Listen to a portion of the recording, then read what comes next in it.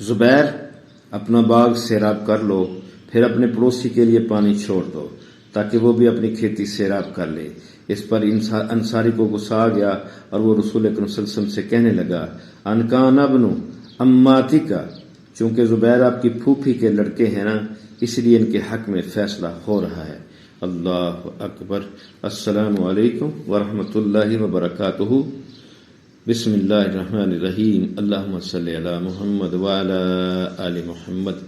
سنہرے فیصلے کے سلسلے میں آج ایک ایسا فیصلہ ہے جس میں ایک نبی صلی اللہ علیہ وسلم کا رشتہ دار ہے، کوئی دوسرا شخص ہے۔ تو یہ واقعہ بیان کرنے سے پہلے آپ میرا یوٹیوب چینل سبسکرائب کر دیں اور بیل آئیکن بھی پریس کر دیں تاکہ اس طرح کی ایمان افروز باتیں اور فیصلے آپ تک پہنچتے رہیں۔ تو اس کا عنوان ہے قانونی فیصلہ۔ حضرت عبداللہ بن زبیر رضی اللہ تعالی عنہما بیان کرتے ہیں کہ ایک انصاری نے ہرہ کے علاقے میں واقعہ پانی کے نالے کے سلسلے میں رسول اکرم صلی اللہ علیہ وسلم کی خدمت میں حضرت زبیر رضی اللہ عنہ کے بارے میں شکایت کی۔ مدینے کے لوگ اس نالے سے کھجور کے درختوں کو سیراب کیا کرتے تھے۔ انصاری حضرت زبیر رضی اللہ عنہ سے کہتا تھا، سرحل الماء یمر، پانی کو آگے میرے کھیت میں جانے دے۔ حضرت زبیر رضی اللہ عنہ اس کی بات ماننے سے انکار کرتے تھے۔ دونوں کا مقدمہ جب رسول اللہ صلی اللہ علیہ وسلم کی خدمت میں پہنچا تو آپ صلی اللہ علیہ وسلم نے حضرت زبیر رضی اللہ عنہ سے فرمایا، اسقِ یا زبیر ثم ارسل الماء الی جارک، زبیر اپنا باغ سیراب کر لو، پھر اپنے پڑوسی کے لیے پانی چھوڑ دو تاکہ وہ بھی اپنی کھیتی سیراب کر لے۔ اس پر انصاری کو غصہ آ گیا اور وہ رسول اکرم صلی اللہ علیہ وسلم سے کہنے لگا، ان کان ابن اماتی کا، چونکہ زبیر آپ کی پھوپھی کے لڑکے ہیں نا، اسی لیے ان کے حق میں فیصلہ ہو رہا ہے۔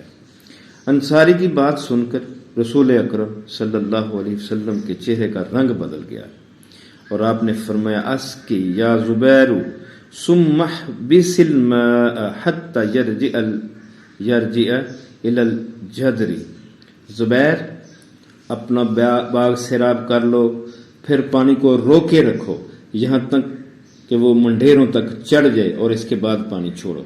دراصل رسول اکرم صلی اللہ علیہ وسلم نے اخلاقی فیصلہ سناتے ہوئے انصاری کھیت میں پانی چھوڑنے کے لیے زبیر رضی اللہ عنہ سے کہا تھا، مگر جب انصاری نے اسے اخلاقی فیصلے پر ناراضی کا اظہار کیا تو رسول اکرم صلی اللہ علیہ وسلم نے قانونی فیصلہ صادر فرمایا، کیونکہ اسلامی نقطہ نظر سے کنویں یا نہر کے قریب کے کھیت والے کا حق بنتا ہے کہ وہ پہلے اپنی کھیتی سیراب کرے، پھر اپنے پڑوسی کے لیے پانی چھوڑے۔